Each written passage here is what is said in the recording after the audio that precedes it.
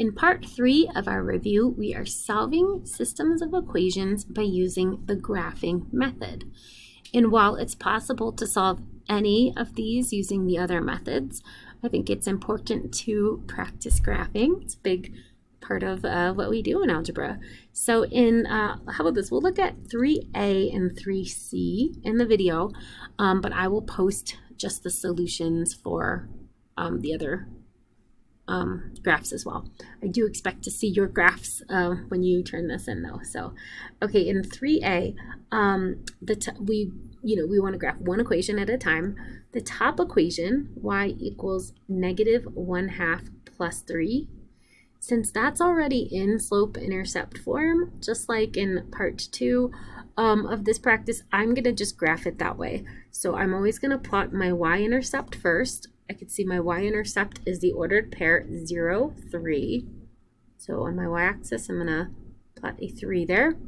And then I'm going to use my slope of -1/2 to either rise down 1, run 2 to the right in the positive direction, or you could go up and backwards 2.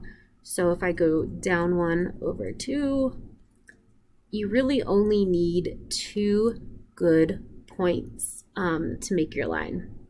But the more points we have, the easier it is to line up our ruler. If you don't have a ruler at home, feel free to use like the edge of your student ID. That's usually a nice straight edge. Or you could like fold a crease in a sheet of paper, use that. All right, my digital ruler is kind of hard to line up sometimes. Okay, that's close enough, hopefully. Might be off a little bit.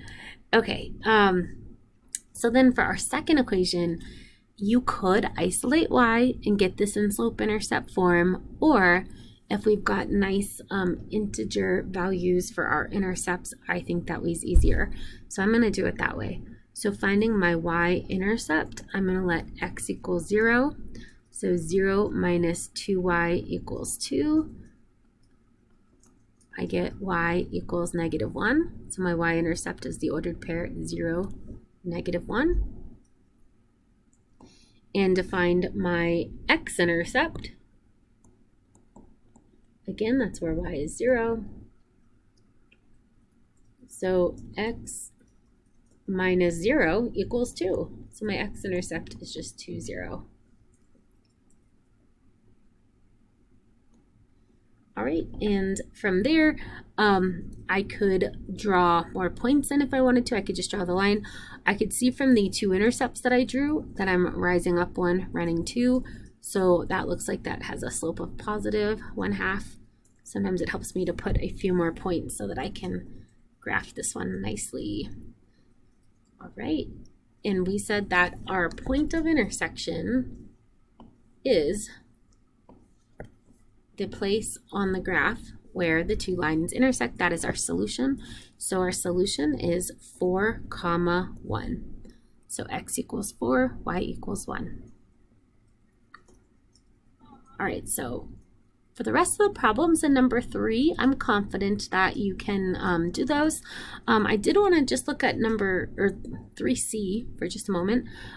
If we tried this one, our top equation, I could either isolate y and graph it in slope-intercept form, or I could just find the intercepts.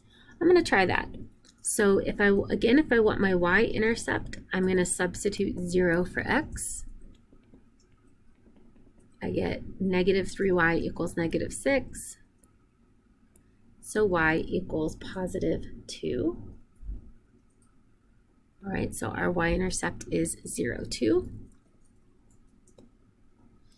And then when I substitute y equals 0 to find my x-intercept, I get x minus 0 equals -6.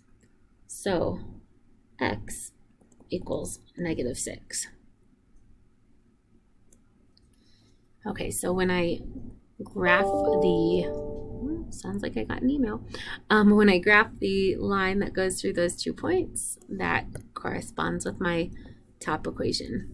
Okay, so now looking at the graph below that, or the equation below that rather, I'm going to plot my y-intercept first. So I see it's also 0, 2. So that might be my solution. Oh, but wait a minute. Look at my slope. My slope is 1/3. So as I rise up 1, run 3, up 1, run 3, all of the points for this line are on the line I already drew. So when both of my equations produce the same line, that means that I have infinitely many solutions. So I can't express it as an ordered pair because it's infinite ordered pairs. For example, this point 3, 3 is a solution. This point 6, 4 is a solution. 0, 2 is a solution. But there's infinite points in between, like whatever ordered pair that is right there. That's a solution. So those are all solutions to the system.